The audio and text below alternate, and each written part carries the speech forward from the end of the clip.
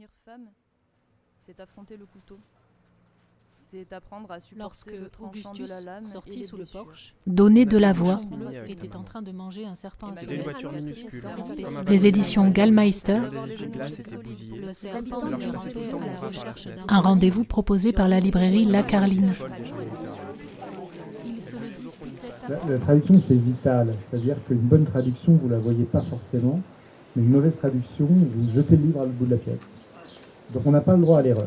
Et moi, je suis un commerçant. Hein. Je publie des livres pour les vendre.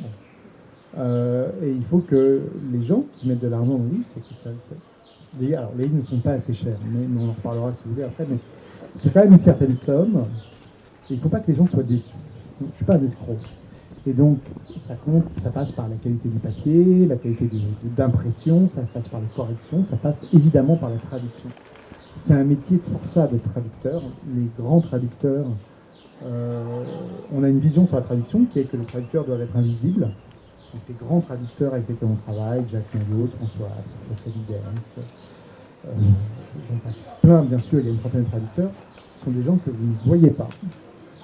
Les mauvais traducteurs, souvent, si vous faites une rencontre sur la traduction, ou si vous l'avez déjà fait, vous avez dû inviter des stars de la traduction qui ont les mêmes types de langage que 12 auteurs qui traduisent.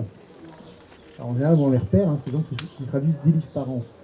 Moi, mes traducteurs, ils font 4 livres par an, au mieux. Voilà.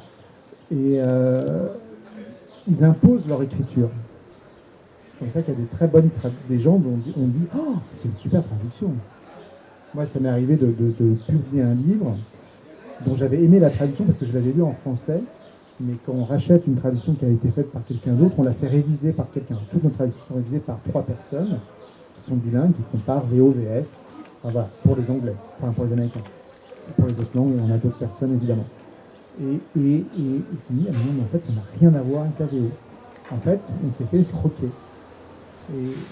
Parce que c'était bien écrit, mais c'était pas... Parce que moi, ce que je veux, c'est que les gens lisent l'américain. Il y a des structures de syntaxiques qui sont différentes. Il y a par exemple, en français, on vous apprend à ne pas dire et dans la même phrase. Les Américains, ils le font sans problème. Mais si le traducteur intervertit 2 mots, il peut le faire parce que musicalement, ça passera. Et vous aurez l'impression de lire en VO. C'est ça le travail du traducteur. Donc c'est vital. Oui.